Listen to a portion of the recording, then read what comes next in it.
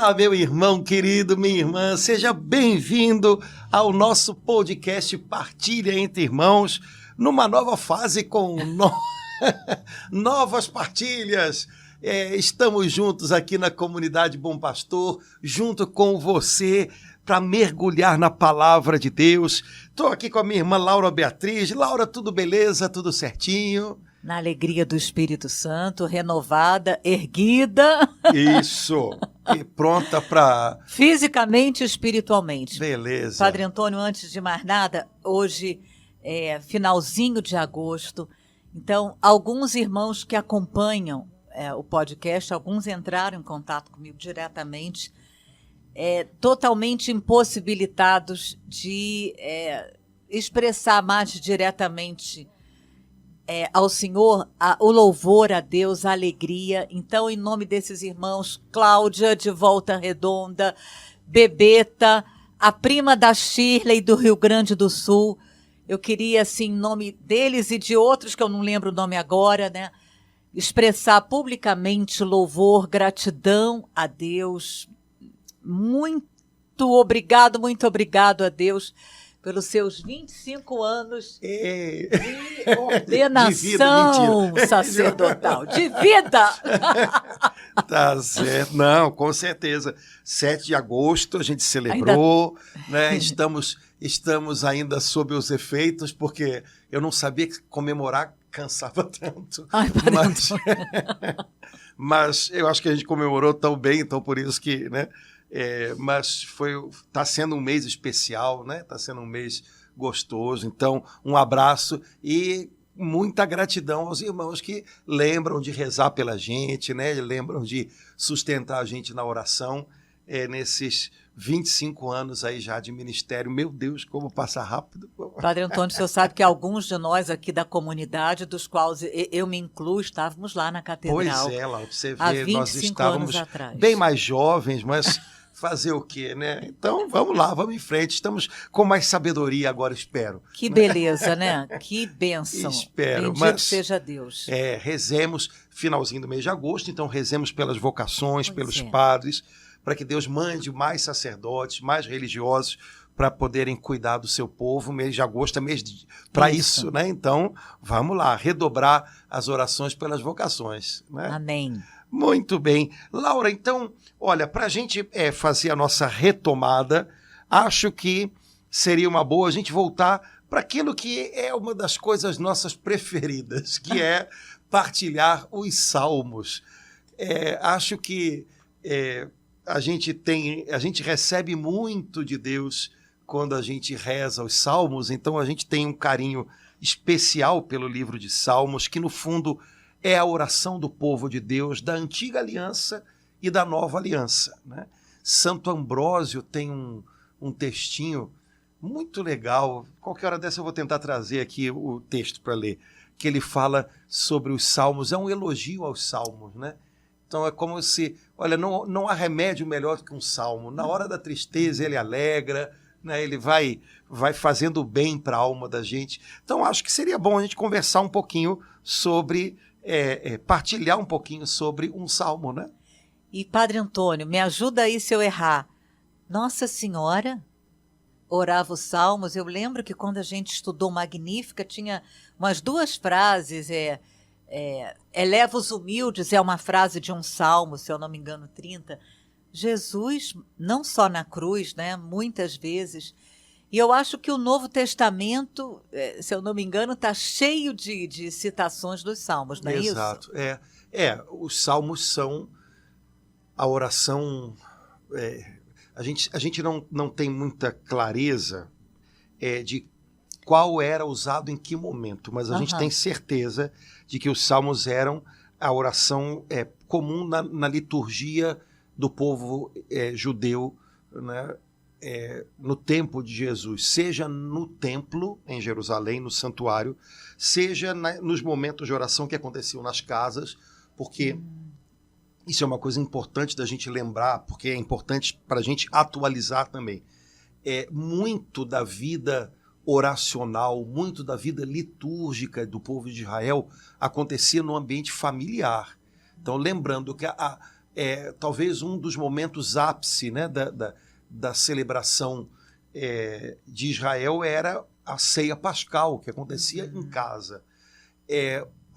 Vamos dizer assim, como os judeus dizem até hoje, o acolhimento do sábado, né, quando caía o sol na sexta-feira à tarde e o sábado chegava, esse acolhimento, esse receber o sábado, que justamente essa palavra que o povo israelita usa até hoje, né? Receber como quem recebe uma visita de Deus, né? E essa celebração acontecia e acontece ainda hoje nas casas. Então, muito da vida de oração e da vida litúrgica do povo de Israel é familiar, é doméstica, né? Então, os salmos são, vamos dizer assim, a espinha dorsal de tudo isso. São e eram no tempo de Jesus. Portanto, a gente tem certeza que Jesus, Nossa Senhora, os apóstolos, eles tinham alguns salmos certamente de cor, né? Porque eram repetidos, né, constantemente e eram o alimento da vida de oração de Israel. E eu acho que nesse ponto é uma coisa que vale a pena recordar. Quando a gente conversou sobre oração no catecismo, a gente chegou a tocar nisso, mas eu queria tocar de novo, porque eu acho que é um ponto importante. Quando a gente lembra que tem o livro de Salmos como um livro de oração, e se é um livro da Escritura, quer dizer que são orações inspiradas pelo próprio Espírito Santo. Quando a gente lembra que tem o livro de Salmos à disposição da gente para nos ajudar na nossa vida de oração, a gente quebra como é que eu posso dizer? Uma ideia que eu entendo, mas ela é um pouquinho enganosa, que é a ideia de que só orações espontâneas são genuínas. Ou seja, só uma oração que sai totalmente da minha cabeça é uma oração que realmente agrada a Deus, porque é a oração que fala do que eu estou sentindo, do que eu estou vivendo, do que eu quero falar para Ele. Eu entendo que toda oração que chega ao coração de Deus deve ser uma oração que sai do coração da gente. Super entendo. Ok. Só que isso não significa que toda oração que sai do coração da gente tem que ser uma oração inédita. Ou seja, que saiu agora da minha cabeça, que eu inventei agora.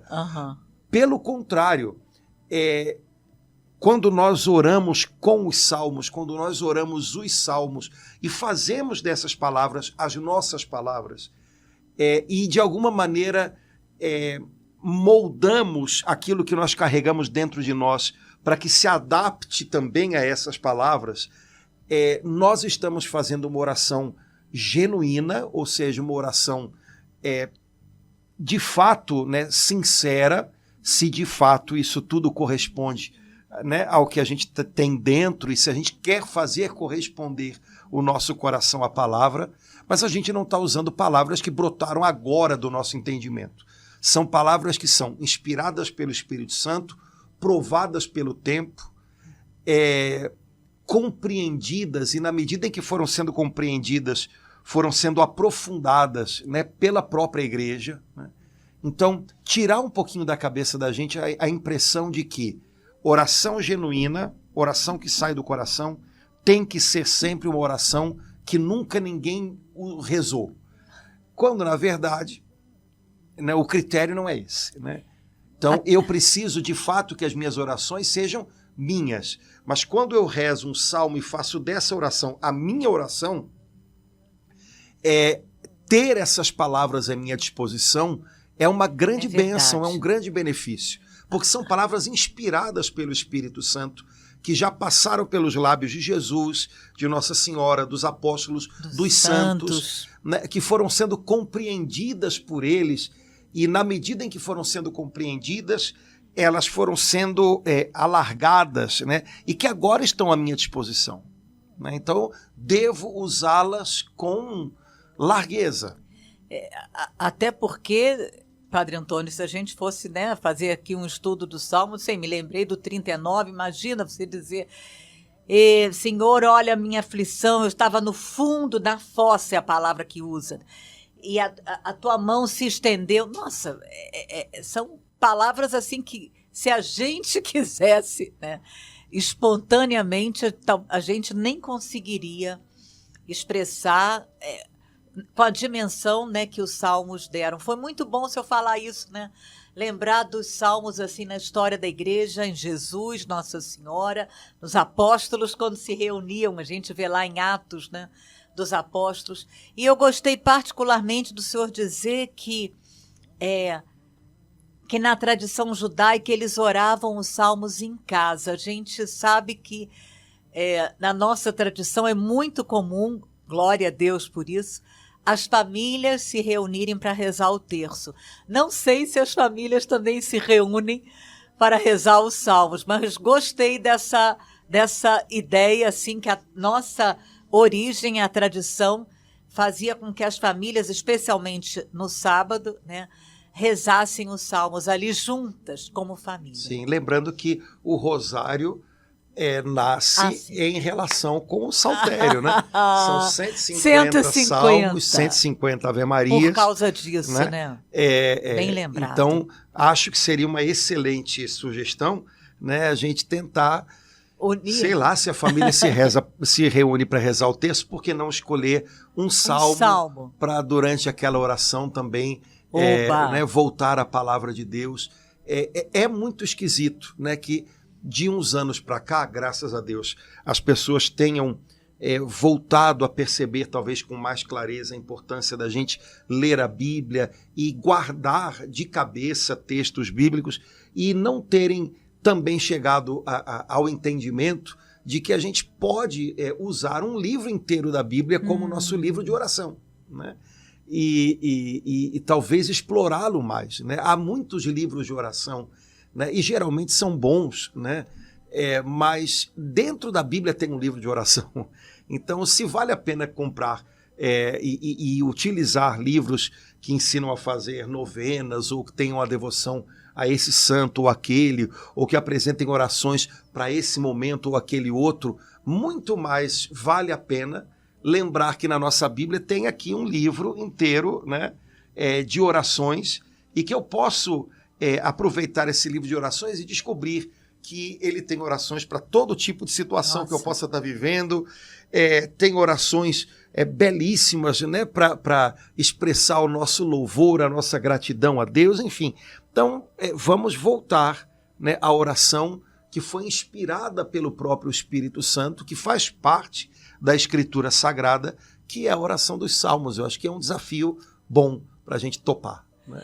Tem até salmo de exorcismo, de libertação, usando a palavra que está na moda agora, né? Além dos salmos de louvor, de clamor, de súplica, tem salmos, se não me engano, são até usados na oração de exorcismo. Sim, né, olha, vale a pena explorar o livro de Salmos, lembrando, né, que, por exemplo, os santos monges que iam para o deserto, né, para viver numa vida de silêncio e de penitência, de comunhão com Deus, uma das poucas coisas que eram necessárias para que alguém se sentisse, né, vamos dizer assim, preparado para ir ao deserto. Agora chegou a hora, eu devo avançar, era que decorasse o livro dos Salmos, né, para que pudesse, ao longo do dia, repetir o livro de Salmos, né? Então, no deserto não dá para carregar, ainda mais há 1.400, 1.500, 1.600 anos atrás, não dava para carregar livro, né, biblioteca, então tinha que carregar dentro, né? E os santos monges que iam para o deserto, uma das tarefas dele antes era decorar o livro de Salmos, né, e fazer da oração dos Salmos a sua companhia. Nossa, que beleza. Acho que vale a pena a gente ter devoção aos Salmos, né? Temos devoção ao terço, à via sacra, que são todas coisas excelentes, mas acho que seria muito legal se a gente também tivesse devoção aos Salmos, né, como oração sustento, oração base, né, para tanta coisa que a gente pode viver e falar com Deus no dia a dia da gente.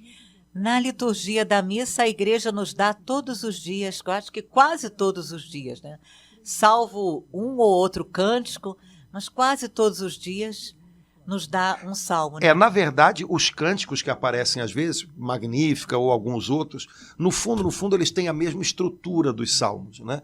Então, os salmos também inspiraram outros textos, né? Na verdade, não sei se a gente pode dizer que inspiraram, né? Mas tanto esses cânticos que aparecem no livro de Isaías, Jeremias, no Novo Testamento, no Evangelho de Lucas. Esses cânticos, eles fazem parte, assim como o livro de Salmos, de uma, vamos dizer assim, de uma maneira de rezar e de uma maneira de louvar a Deus que era própria do povo de Israel. Né? Então, são coisas muito afins.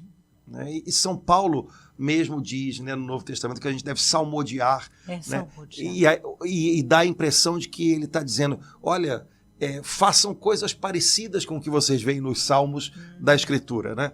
Então, os salmos são inspiração. A gente pode aprender a salmodiar, a gente pode aprender a louvar a Deus de maneira parecida com o que a gente vê nos salmos. Porque eles são, no fundo, a expressão de um estilo de oração e de um estilo de louvor, de um estilo de adoração que era próprio do povo de Israel, do qual fazem parte Jesus, Nossa Senhora, os apóstolos. Então, nós herdamos tudo isso. Talvez fosse muito legal se a gente aprendesse a se inspirar com os salmos, a também fazer as nossas orações espontâneas, mas do jeito que os salmos ensinam, né? Do jeito que os salmos mostram. Né? Então seria uma coisa muito legal, quem sabe, fazer dos salmos a nossa escola de oração. Amém. Né? Amém. Laura, então vamos fazer uma coisa, vamos aproveitar e vamos dar uma olhadinha no Salmo número 1, que eu acho que, né, começa no 1, então vamos começar no 1. Vamos começar no 1. O Salmo número 1, que é um dos salmos talvez mais conhecidos, né, que fala dos dois caminhos. Essa maneira de apresentar a vontade de Deus, né, e um caminho alternativo, que não é alternativo, é outro caminho, né? Ela é comum em várias passagens da Escritura e é uma maneira interessante de ensinar. Então, a gente vê que no Antigo Testamento, também no Novo Testamento, volta e meia se apela a isso. Olha, que caminho você vai escolher? Né? A gente sabe que em textos, por exemplo, do livro de Josué, né, quando o povo de Israel está prestes a entrar na Terra Prometida, ou já está entrando e vai aos pouquinhos se espalhar na Terra, ele é convidado por Josué, né? Vocês querem seguir por que caminho? Né? Eu e minha casa serviremos ao Senhor. Se vocês quiserem servir aos deuses que tem por aqui, tudo bem, mas eu vou por aqui. Então, esse motivo, né, dos dois caminhos que se abrem diante dos olhos da gente e um dos quais a gente tem que escolher, isso se repete na Escritura em vários lugares. Né? Lembrei de Deuteronômio, escolhe, pois, a vida. Você tem a bênção e a maldição. Escolhe, pois, a Exato. vida. Né? Quando há essa passagem de Josué, é interessante porque a Escritura diz que eles estavam por uma região, né, entrando na Terra Prometida, então eles apontaram, né, Josué apontou para dois montes, e um foi chamado de monte da bênção, o outro da maldição. Então, qual dos dois montes vocês querem subir? Né? Então, porque é uma linguagem e é uma, como é que a gente pode dizer, uma imagem interessante para fazer a gente perceber, primeiro, que a gente tem que fazer escolhas, segundo, que as nossas escolhas, elas fazem parte de um caminho pelo qual a gente tem que prosseguir, né? Portanto, escolhas têm que ser renovadas, né? Não, tendo feito uma vez, você tem que renová-las, né, outras vezes, e de alguma maneira, caminhos diferentes levam para lugares diferentes, né? Obriga a gente a perceber também como é que a gente pode dizer, a seriedade das nossas escolhas, né? Então, eu acho que é interessante que logo o primeiro salmo do livro dos Salmos, ele parece que, né, pega a gente, coloca a gente assim diante de dois caminhos. Né, e um salmo curtinho, né? Sim, né, mas diante de uma bifurcação, vamos dizer assim, né? Por onde você quer prosseguir. E é incrível o salmo número 1 começar com a palavra feliz, já de cara. Exato. Para mostrar aqui um caminho feliz, bem-aventurado, feliz o homem que não procede conforme o conselho dos ímpios, não trilha o caminho dos pecadores, nem se assenta entre os escarnecedores. Esse feliz o homem, ele já leva a gente a pensar conforme o conselho. Eu fico muito tocada com essa palavra, né? Porque muitas vezes, assim, um bate-papo que a gente pode ter, como a gente está tendo agora sobre a palavra de Deus, pode nos levar a tomar o caminho dos ímpios, né? Dos que não... Ímpio é quem não tem piedade, né, Padre? Ímpio é todo aquele que não conhece a Deus. Que não né? conhece a Deus. É interessante porque, primeiro, a palavra que você lembrou, né? Feliz, ela pode ser traduzida de várias maneiras, né? Uma delas é bem-aventurado.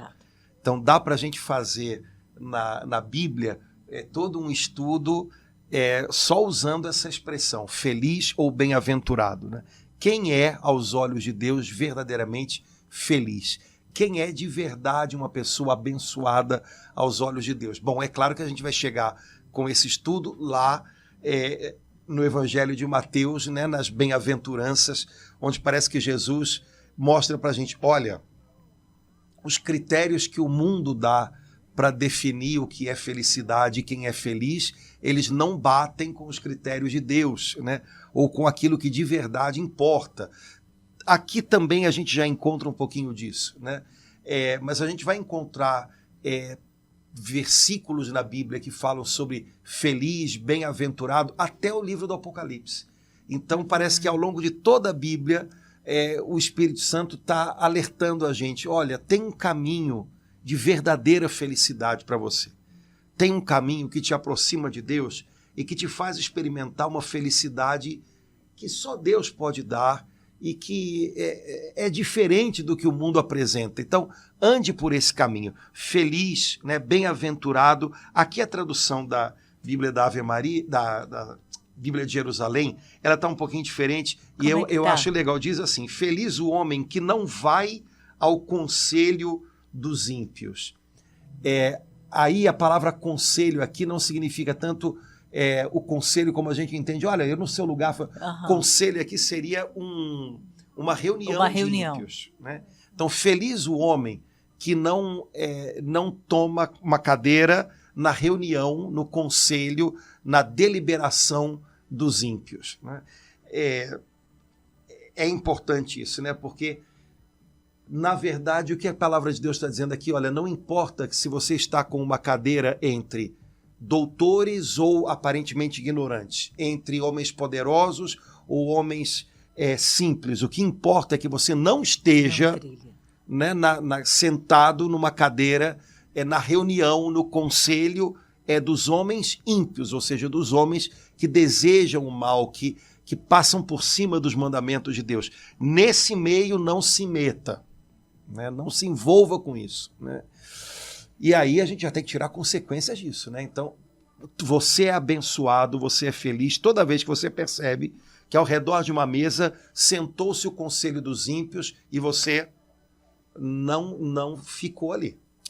Padre Antônio, é particularmente um desafio para um jovem de 16, 17, 18 anos, né? Mas eu fico imaginando assim, já outro tipo de situação. Não, porque é normal ele se sentar no meio, né? Então, só enquanto o senhor falava, só me via nisso, né, no coração. Né? Eu já pensei em outro tipo de situação, quer dizer, uma reunião numa empresa ou numa repartição, onde está todo mundo ali discutindo, batendo papo, tentando encontrar uma maneira de se... desfolar.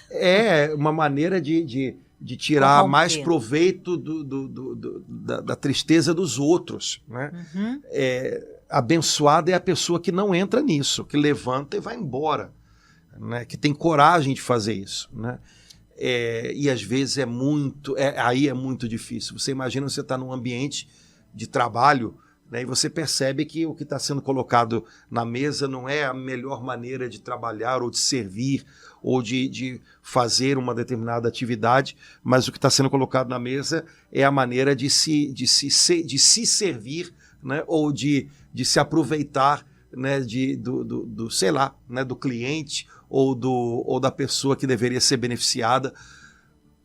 No meio disso, você, né, buscar forças em Deus para dizer, olha, estou saindo, né, não é comigo. É exigente, mas a Bíblia diz que se você faz isso, você é uma pessoa abençoada, né? Padre Antônio, é quase então como se, assim, ocultamente, porque aí no 2 repete, né? Feliz aquele que se compraz no serviço do Senhor. Então, assim, quase que como que feliz aquele que tenha coragem de optar por Deus a cada dia, né? No meio, na empresa, na universidade, né? Na família, no almoço de domingo, né? Feliz aquele que é imbuído, que é tomado por essa coragem, esse é feliz, né?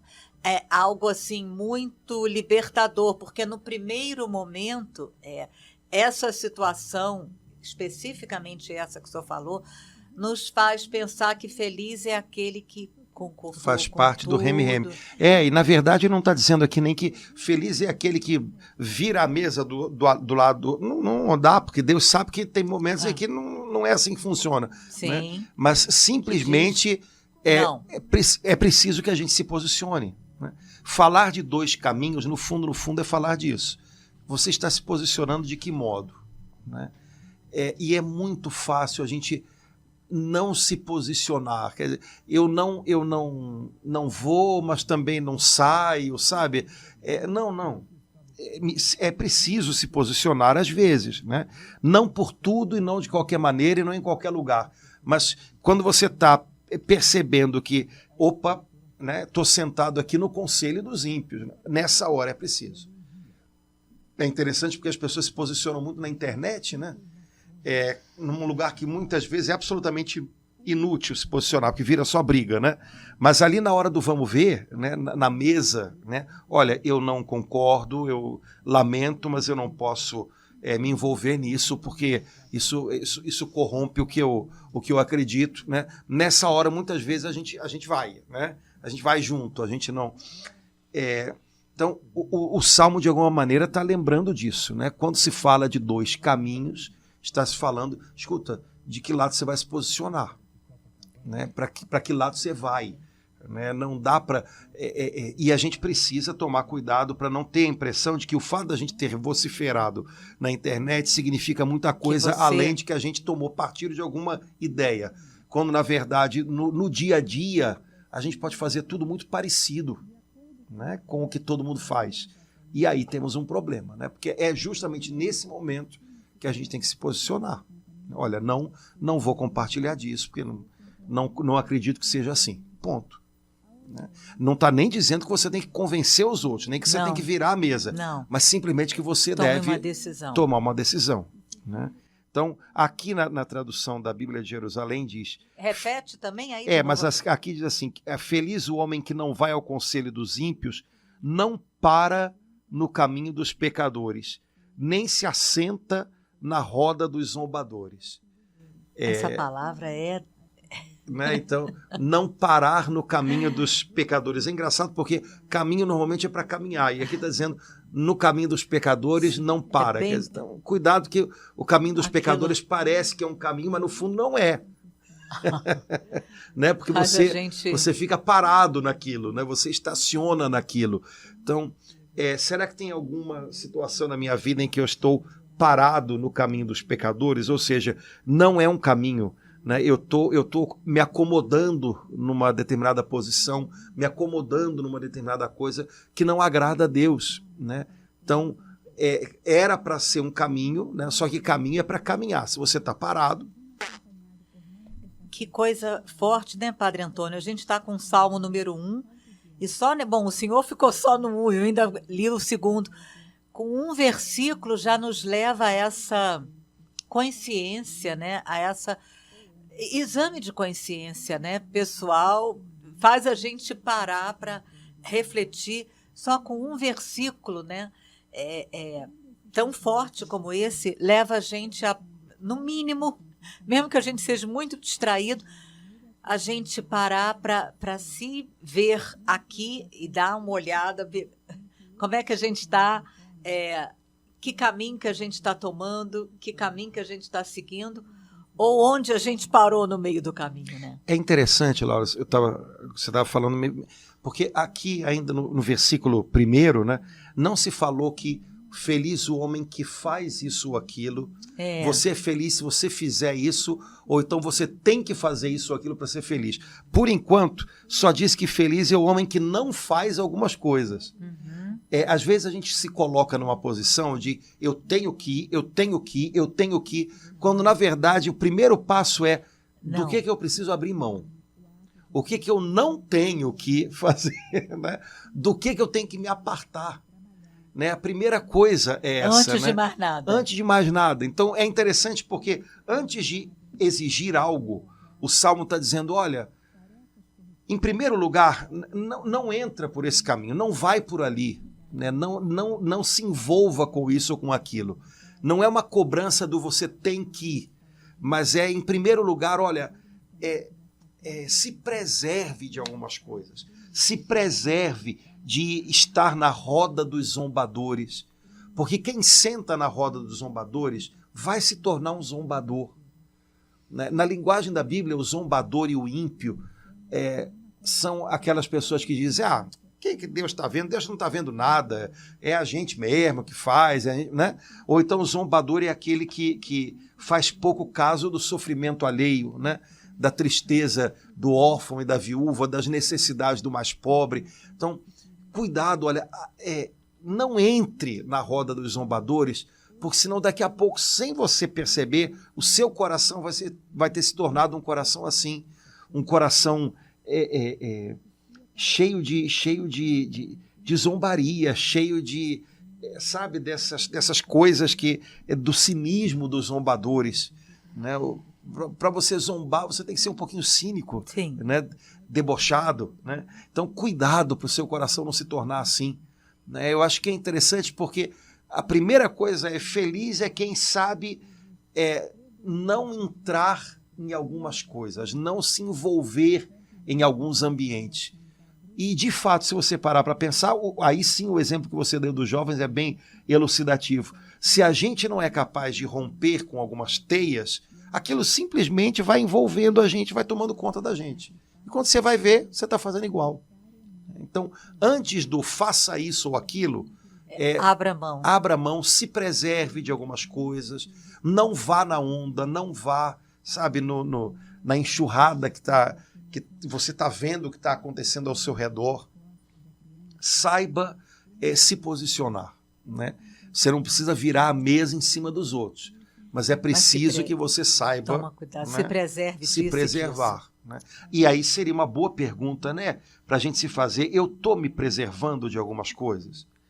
Algumas pessoas, eu acho engraçado, né? Não, mas quando o pessoal está falando mal, eu não falo nada, eu só escuto. Só que tudo bem, mas a gente sabe que determinadas coisas, se a gente escuta, a gente não está se preservando, porque a cabeça da gente vai longe, a gente vai também julgar, a gente também vai ficar imaginando coisas. Então, calma, mas repensa isso. Né? Repensa isso. Eu estou me preservando de algumas coisas, porque senão daqui a pouco o meu coração vai estar muito parecido com o coração de pessoas que eu não gostaria de ter como meu modelo. Né? Eu estou sendo sarcástico como aquela pessoa ali, ou então eu estou sendo julgador, eu estou olhando as coisas com segundas intenções, como aquela... Pois é, porque de tanto você estar junto, foi. Né? Aquilo moldou você. Então, vigilância de si próprio. Né? Por que caminhos eu tenho posto os meus pés? Né? Então, não se assentar na roda dos zombadores. E só depois, pelo contrário, agora sim, seu prazer, o homem feliz, está na lei do Senhor, que ele medita dia e noite. Nossa, que bonito, assim. Aí agora ele fala o que é, e essa palavra medita dia e noite. No primeiro momento, mas como? Dia e noite? Eu trabalho, tenho... Mas eu entendo assim, Padre Antônio, no início do dia e antes de dormir. Para eu poder, assim, ter essa experiência aqui do feliz, ter uma parada de dia Às vezes a gente tem que parar ao meio-dia também, não dá para ficar só de manhã e de noite, não. Mas eu entendo assim, porque, de novo, ele traz, né, agora essa palavra. Feliz aquele que se compraz no serviço do Senhor. Aí já é um passo a mais, não é apenas só preservar, né? Exato. Aí agora, né, próximo passo. Bom, então decida andar na lei de Deus e meditar, né, dia e noite na lei do Senhor, na palavra do Senhor. Ou seja, encha a sua mente, alimente a sua mente com aquilo que vem de Deus e leva você para Deus. Né? Como você disse, não é o que está se dizendo aqui não é que você tenha que abrir mão das suas atividades, mas mantenha a sua mente alinhada com Deus. Esse é que é o negócio. E manter a sua mente alinhada com Deus é manter a sua mente alinhada com a palavra. Às vezes, Padre Antônio, eu percebo que é sutil essa tentação. Claramente eu estou percebendo isso agora. É que a gente se confunde, acha que a nossa mente pode se manter aliada com Deus, passando assim 45 minutos com um Instagram de católicos. Aí você, nossa... e aí você não ora, mas você ficou 45... Opa! Eu estou há 45 minutos só vendo sites católicos. E ficou... Algum ofereceu para você um salmo, um trecho da palavra de Deus? Não, foi só... É isso, é aquilo, é isso, porque uma boa parte, né, das páginas católicas, eu não sei, mas uma boa parte não está oferecendo, não está comentando, não está partilhando a palavra de Deus, mas está no achismo, né, numa coisa quase como se reduzindo a fé cristã a um moralismo que... não é isso. Laura... Quando a Bíblia foi escrita, não tinha essas coisas. Então, de fato, tem um trabalhinho aí que é nosso, né, cara? Que não dá para terceirizar. Meditar a lei de Deus não é algo que alguém pode fazer por mim. Eu posso até ter ajuda para isso, e muita coisa na internet serve dessa maneira, como bons livros servem também para isso. Mas nada substitui um trabalho de exploração da palavra com a minha própria alma. Porque há coisas na palavra, há riquezas da palavra que vão se encaixar com necessidades minhas, com aquilo que Deus está fazendo em mim, e por aí vai. Então, tem um pedaço do negócio que exige um esforço pessoal, né? E não dá para terceirizar isso. Então, feliz é aquele que medita dia e noite na lei do Senhor. Então, há um trabalho de busca, há um trabalho intencional. Eu devo me debruçar sobre a palavra, eu devo meditá-la. Repito, outras pessoas, um bom texto, uma boa coisa na internet podem me ajudar a criar o hábito, a aprender como fazer isso, mas nenhuma dessas coisas substitui o meu embate pessoal com a palavra, de tal maneira que a palavra me vença, né? De tal maneira que ela, de algum modo, não só eu leia a palavra, mas ela me leia naquele momento. Há muitos anos atrás, eu estava lendo um livro, foi uma coletânea de textos sobre Léxio Divina, leitura orante da Bíblia, e tinha um texto que tinha sido escrito por um capelão de um presídio. E ele escreveu esse texto usando também testemunhos dos presos com a leitura da Bíblia. E um dos testemunhos que ele transcreveu dizia justamente isso. Um preso que tinha ganho uma Bíblia e começou a ler a Bíblia e falou, olha, quando eu comecei a ler, eu tinha a impressão de que eu estava lendo a Bíblia e que ia ser um grande desafio para mim chegar até o final, mas à medida que eu fui avançando na leitura, eu percebi que era a Bíblia que estava lendo a mim, me lendo. E aí eu comecei a deixar que ela fosse me lendo e me decifrando. E eu falei, cara, que coisa legal isso, né? Porque, de fato, é isso, né? Tem textos quando a gente lê a Bíblia, de alguma maneira, a Bíblia lê a gente. ela faz um scanner da gente, né? E aí a gente começa a pensar, ninguém pode fazer essa parte da história por mim. Então, por isso que eu preciso meditar. Então, eu preciso de tempo, eu preciso de silêncio, eu preciso dar uma paradinha, eu preciso desligar as outras coisas. Medita envolve isso tudo, né, Padre Antônio? E isso, certamente, se for uma coisa que remexe comigo, isso vai ficar em mim ao longo do dia. Isso vai se transformar numa força, num motor dentro de mim. Né? E vai ser algo muito legal, muito produtivo, muito criativo, né? Muito transformador. Então, deixar que a Bíblia leia a gente é algo que não acontece se eu não estiver pessoalmente exposto à palavra de Deus. As outras pessoas podem me ajudar, mas chega um momento em que eu preciso, para que eu me exponha à palavra, como uma pessoa que vai se expor lá ao sei lá o quê na hora de fazer um exame. Né? Eu não posso, se a pessoa que vai operar a máquina do exame entrar junto comigo na máquina, ela ao invés de me ajudar, ela me atrapalha. Né? Então, é preciso que eu entre na máquina. Né? Então, um pouquinho isso, com a leitura da Bíblia, chega um momento em que eu tenho que ser lido por ela, eu tenho que estar exposto a ela. E não dá para ninguém entrar junto comigo nessa história, porque é um trabalho interior. Então, saber equilibrar as coisas, né? Eu acho que esse é o grande segredo e que hoje talvez para muitos de nós seja difícil, né? Porque a gente está se acostumando muito à questão do ouvir ou do ver e tal, e pegar um texto e ler, ou mesmo ouvir o texto e parar um pouquinho e ficar com o texto, vamos dizer assim, remoendo o texto dentro. Isso é um pouco mais exigente, mas a gente tem que caminhar por aí, porque o Salmo 1 diz: feliz é quem medita na lei de Deus dia e noite, ou seja, tem um trabalhinho que é pessoal, tem um esforço aí que não pode ser colocado na mão de outros, é meu. Então, vamos lá, faça o trabalhinho, você vai ver que vai ser fonte de felicidade. Para mim, pessoalmente, na meditação envolve uma caneta e um papel, Padre Antônio. Sim, depende, cada um vai encontrando as suas maneiras, mas esse contato pessoal com a palavra de Deus, isso é insubstituível. Não dá para trocar isso por outras coisas. Né?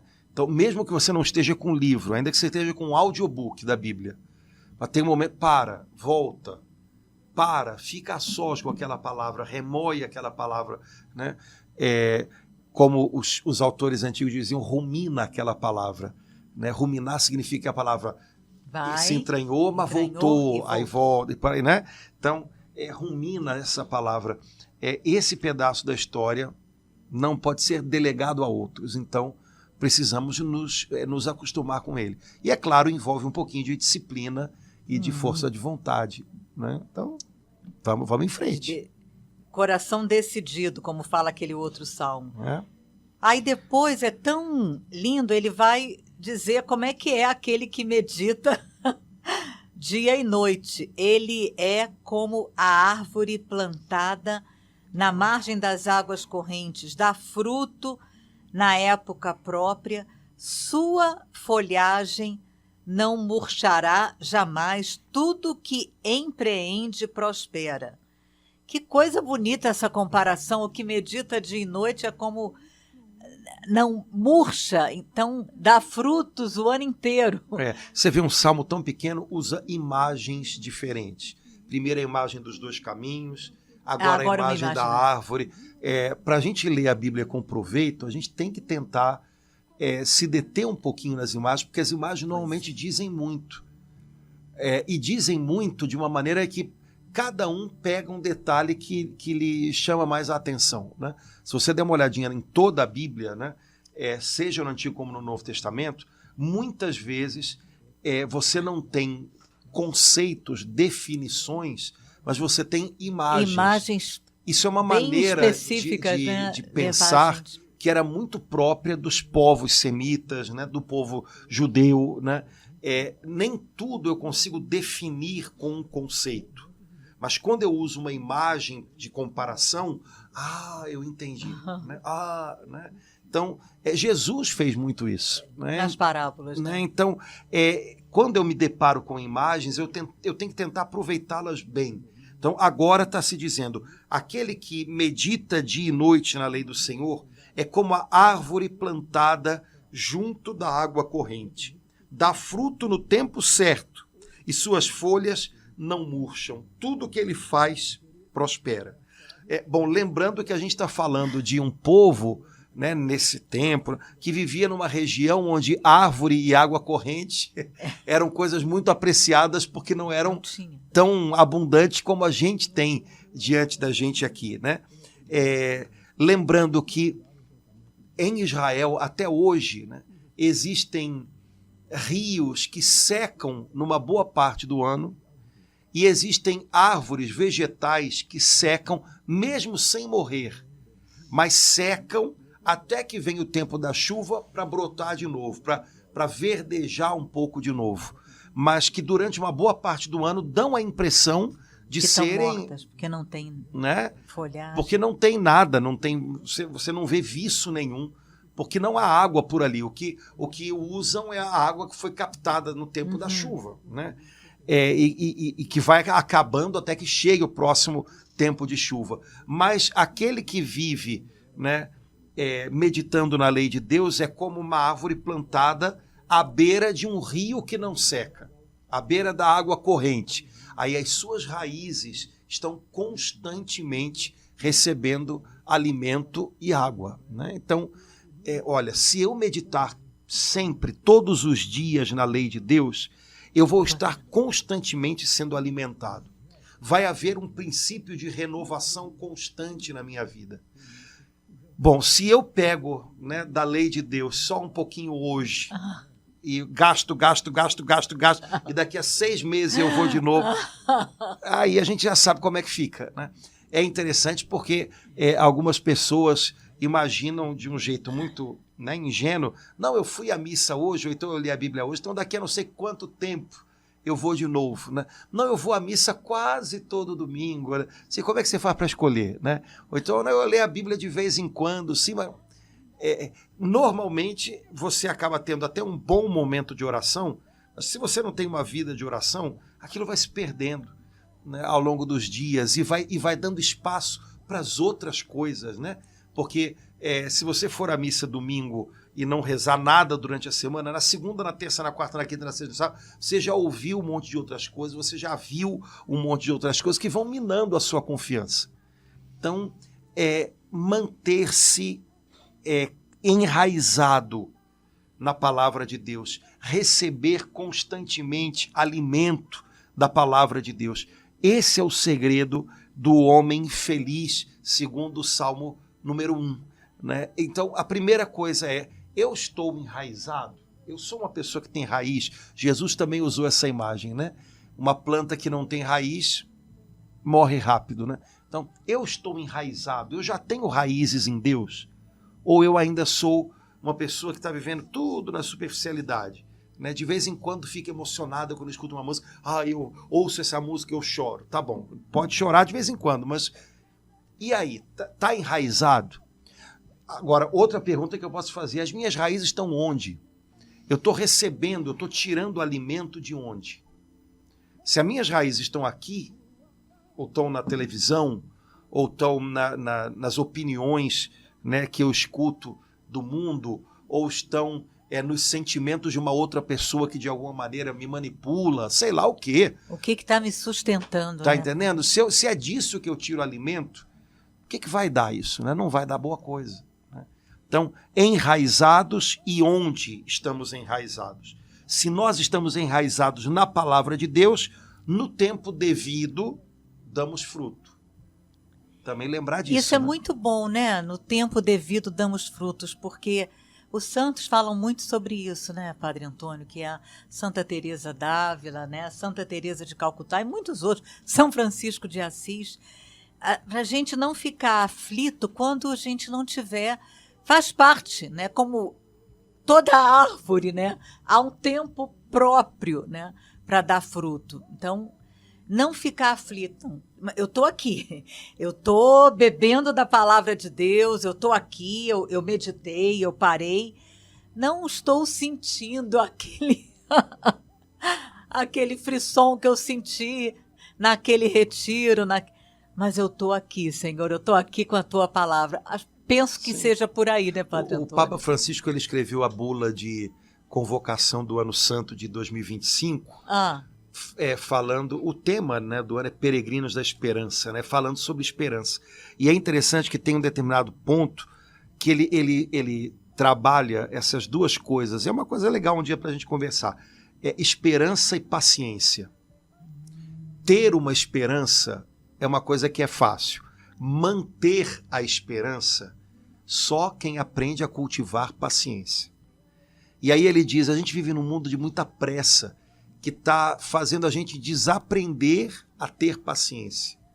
E quando a gente fala de fruto, de dar fruto no tempo certo, a gente está falando disso, né? Nenhuma árvore é plantada e dá fruto no mesmo dia, né?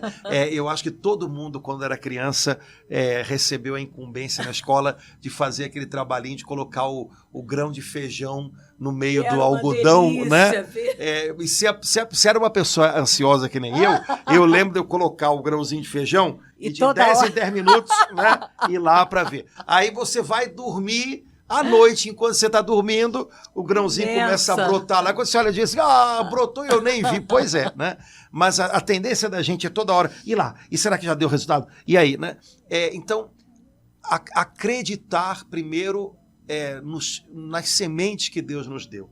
Acreditar naquilo no qual nós estamos enraizados. Ser paciente. Dar tempo para que as sementes brotem. Cuidado para não esmagar, não atropelar as sementes com impaciência, com pressa, né? Tudo isso é parte da vida de um homem feliz. Uma pessoa que não sabe ter paciência não consegue ser feliz. Ela está sempre sobressaltada, ou então ela está sempre cobrando, esperando o que ainda não está pronto, sei lá o quê, né? Então, no tempo certo darão frutos aqueles que estão enraizados, plantados na palavra de Deus, como a árvore à beira do riacho, à beira da água corrente, né? Consolador, esse segundo versículo, nos comparando com a árvore, é profundamente consolador, renova a nossa esperança, reafirma a nossa esperança, especialmente quando a gente, a princípio, não está vendo, e saber que, como toda árvore, há um momento de dar fruto. Exato. Né? Então não adianta a gente querer apressar. Vai lá, árvore. Imagina, as senhoras que gostam de ter plantinha em casa. Cresce plantinha. Não adianta, né? A gente vai ficar querendo apressar uma coisa que tem um ritmo. A vida da gente tem um ritmo. Né? Então eu fico imaginando como hoje há crianças ansiosas, porque os pais são ansiosos e colocam as crianças numa pilha, como a gente fala, né? Numa agitação, numa cobrança, como se tudo fosse para ontem, né? E educar um ser humano não acontece desse jeito, então não adianta, né? Querer apressar aquilo que deve amadurecer não funciona. Eu posso apressar algumas coisas, outras não, né? Aquilo que precisa amadurecer não pode ser apressado. Porque o amadurecimento tem um tempo que é próprio dele, né? Então, atenção nisso, né? E aí, esse versículo termina, né, com uma promessa. Olha, quem é assim, tudo que faz é bem-sucedido.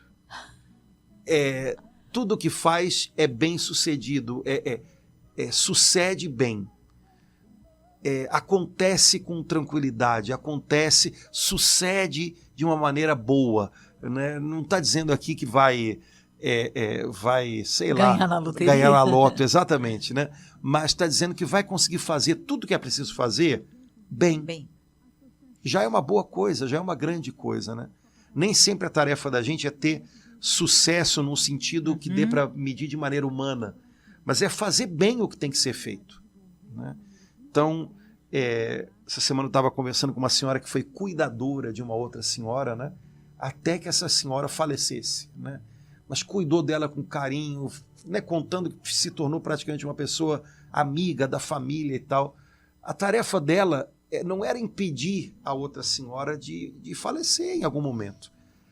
Então, ser bem-sucedido num trabalho como, né, cuidador, né, no caso dessa senhora que estava acompanhando alguém já com bastante idade, não significava impedir essa pessoa de morrer, mas significava viver bem com ela o tempo que era dado ainda, né? A gente se equivoca muito com esse negócio do bem-sucedido, né? O que é ser bem-sucedido para um padre? É o que? Não sei, me parece que ser bem-sucedido para um padre é ajudar as pessoas a fazerem o caminho delas com Deus. Se vão ser 2, se vão ser 1.000, se vão ser 5.000, depende do lugar onde Deus te coloca. Às vezes esse pensamento do mundo, né, entra, né, de alguma forma, né, nos cristãos, em alguns padres, fazendo por pouco tempo, às vezes por algum tempo maior, ter esse pensamento, né, essa ideia, vou ficar frustrado porque... Né? É uma exigência de sucesso. Eu tenho que... Né, mas a palavra sucesso, ela tem valores diferentes na vida cristã e aos olhos do mundo. Aos olhos de Deus, né, totalmente, né, Padre E é interessante Antônio? que em nenhum lugar da Bíblia se diz que Deus é sucesso, né? Se diz que Deus é amor, que Deus é paz, que Deus é um monte de coisa. Mas que Deus é sucesso não se diz em lugar nenhum.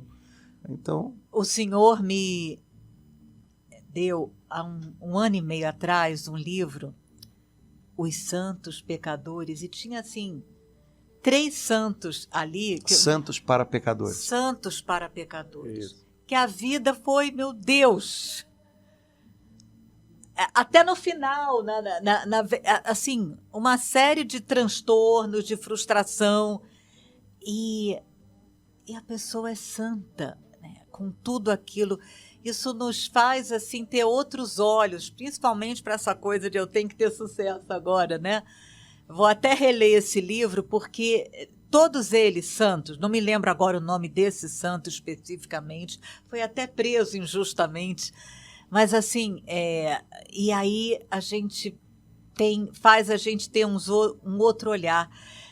E isso tudo me faz ver, Padre Antônio, como que o fruto da paciência, que é totalmente deixado de lado hoje em dia, né? E o quanto a gente precisa dele. Né? Sim, sim.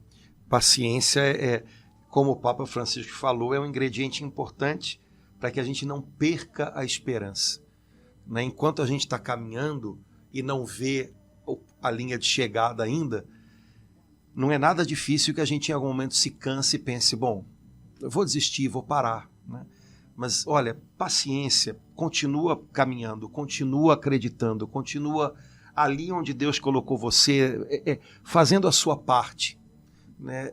E aí você não vai perder a esperança, você vai ser capaz de manter isso no coração. Vale a pena, o Senhor está cuidando, vale a pena, Ele sabe.